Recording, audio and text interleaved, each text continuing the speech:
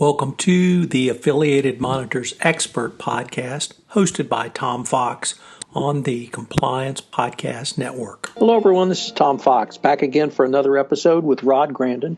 Rod is the Managing Director of Monitoring Services in Washington, D.C. for Affiliated Monitors.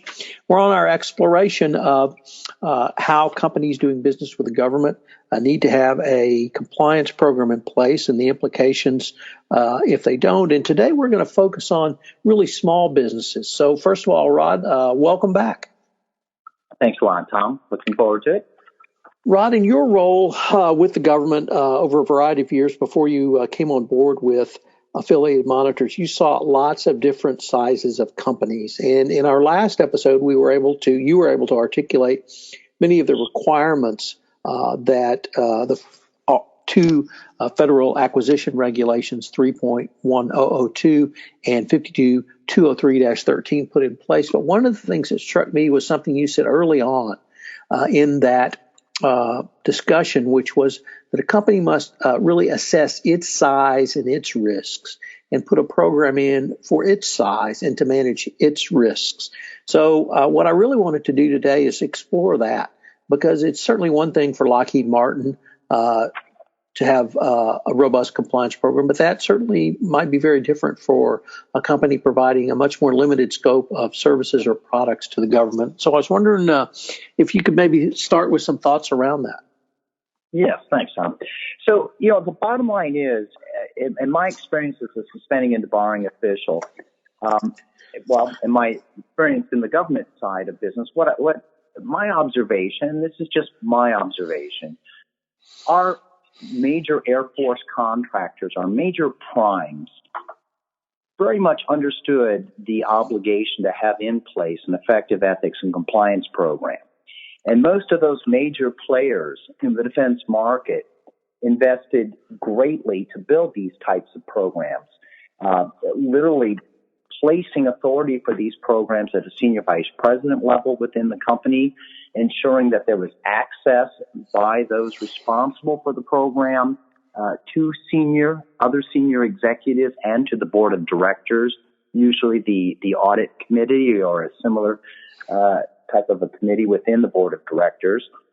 They literally hired or brought together compliance officers throughout their worldwide operations. And then a lot of them also figured out that they could use other people within the workforce to help with the messaging, both down and up. My view is that the major defense contractors have done a very good job putting these programs in place. They have also, through organizations and on their own, have tried to promote these type of programs throughout the supply chain. And frankly, there's been sort of mixed success with this effort.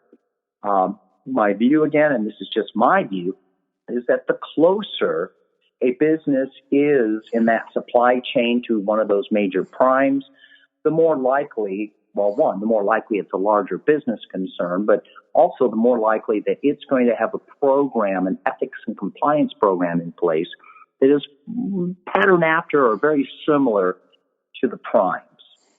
As you move down that supply chain and get lower into the supply chain, you start encountering businesses that are much smaller in scope and in revenue. And there's a host of small business concerns that populate that lower tier of major manufacturing area. In that area, there's still a gap. Again, my view, there's still a tremendous gap within the small business community. Now, a couple of reasons for that gap. First, there's this provision, as we discussed in the last episode, of the regulation, that Federal Acquisition Regulation 52.203-13, which is entitled Contractor Code of Business Ethics and Conduct, that exempts small business concerns from having to have in place an ethics awareness and compliance program, an appropriate internal control system. It exempts these small businesses from these programs. Now, as I alluded to in that broadcast. Businesses take that route at their own peril. My view is that suspending and barring an official is, you can call it whatever you like, but ultimately contractors, large and small, had to have in place effective programs to promote integrity within the workforce. Now, the point is that these are scalable efforts. What is useful and necessary for a large defense contractor is not the same as required for a small business concern. A large business contractor is going to have to hire, in many cases, legions of people to run its program. It's going to have in place a very sophisticated process for communicating expectations, for providing training, and for developing metrics of effectiveness. Not so with small business concerns. And frankly, the smaller the business concern, the less that type of heavy, expensive, and burdensome infrastructure is needed.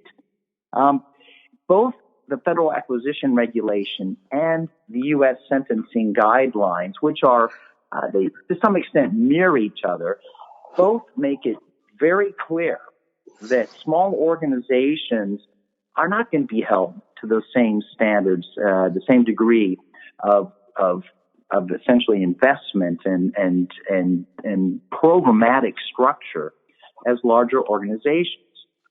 In fact, the way the sentencing guideline is structured in its comments, it provides that small organizations must demonstrate the same degree of commitment to an ethical conduct and compliance, but a small organization may meet the requirements with less formality and fewer resources than would be expected of large organizations.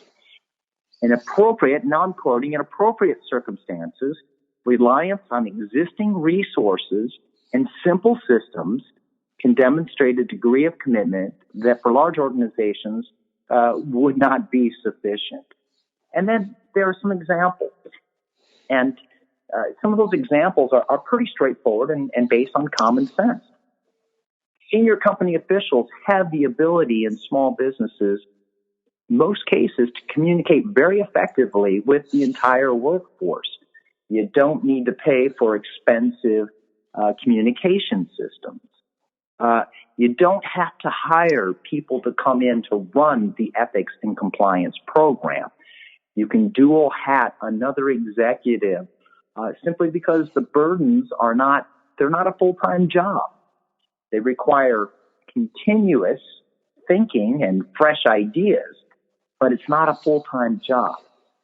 Employees can be trained through informal staff meetings, through shop walkarounds, through observation, through all hands meetings.